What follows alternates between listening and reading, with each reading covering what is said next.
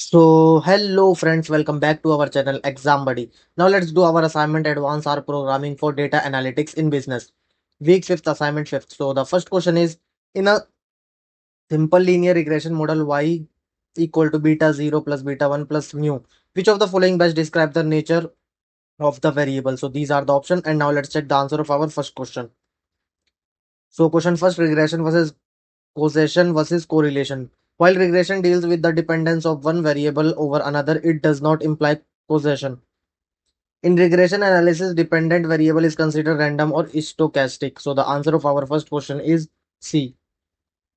Now the second question is, why does the ordinary least square OLS method minimize the sum of squared residuals rather than just the sum of residuals? So these are the options, and now let's check the answer of our second question. So question second, method of ordinary least square estimation OLS. Concept of OLS suggests that the best cost function to minimize is as follow. So the answer of our second question is B. Now the third question is, which of the following is correct regarding the OLS cost function? So let's check the answer of our third question. So question third, method of ordinary least square estimation OLS, mu summation mu e square equal to summation yi minus yi bar square equal to summation and so on. So the answer of our third question is B. Now the fourth question is, you are running a multiple regression model with high multi-collinearity among independent variables. What is the most likely consequence in practice? So these are the options, and now let's check the answer of our fourth question. So question fourth, introduction to multiple linear regression, R square may be high. So the answer of our fourth question is C. Coefficient becomes statistically insignificant due to insulated standard errors. Now the fifth question is, which of the following scenarios would like cause adjusted R square to decline while R square increases? So these are the options, and now let's check the answer of our fifth question. So question fifth, interpreting the multiple linear regression, adjust R square penalizes addition of more variables. So if the R square is inflated just by adding the number of variables rather than their quality, then adjusted R square can identify the same. So the answer of our fifth question is C. Adding an irrelevant variable that adds minimal explanatory power. Now the sixth question is, you use a log-log transformation on a regression model to estimate the relationship between sales and advertising budget. What does the coefficient of the transform model represent? So these are the options, and now let's check the answer of our sixth question. So question six, other function forms and non-linear transformation. Log-log model, natural log, and transform the model as below. So on, and the answer of our sixth question is C. Percentage change in sales for a percentage change in ad budget. Now the seventh question is, you are testing whether a predictor X significantly affect Y. You compute a T statistic for the coefficient of X and it lies in the critical region. Which of the following is correct interpretation? So these are the options, and now let's check the answer of our seventh question. So question seventh, interval estimation and hypothesis testing. Null hypothesis, confidence interval for the population parameter beta 1. If the estimate falls outside this value, you reject the null hypothesis. So the answer of our seventh question is C.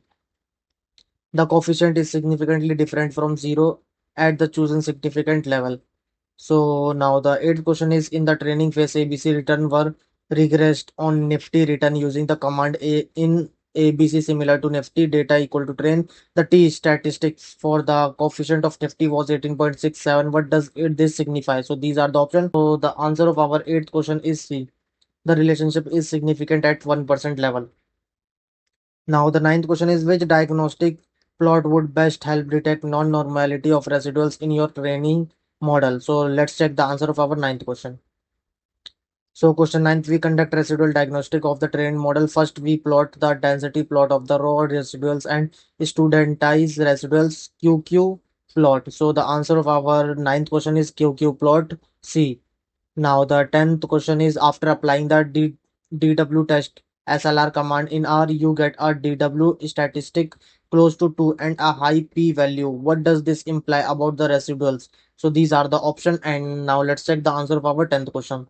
So question 10th, we conduct Durbin, Watson and Bruce Pagan test of autocorrelation. So the answer of our 10th question is C.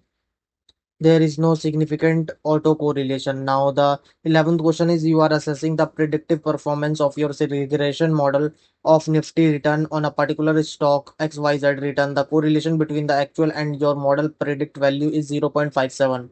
What additional measure in R would you use to compare predictive performance across models? So these are the option. And now let's check the answer of our 11th question. So question 11th, MSE, RMSE, MAP, SMAP, MSLE, etc. So the answer of our 11th question is B. MSE test dollar $ABC predict. Now the 11th, 12th question is you use the VIF function on your multiple regression model and found a VIF of 2.9 for the Nifty variable.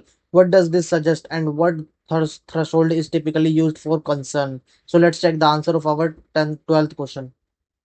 So question 12, this is also corroborated by the high variance inflation factor VIF ODF similar to 2.9 with Nifty and Sensex. So the answer of our 12th question is A. Suggest low correlation threshold is 10. Now submit your answer. Thank you friends for watching this video.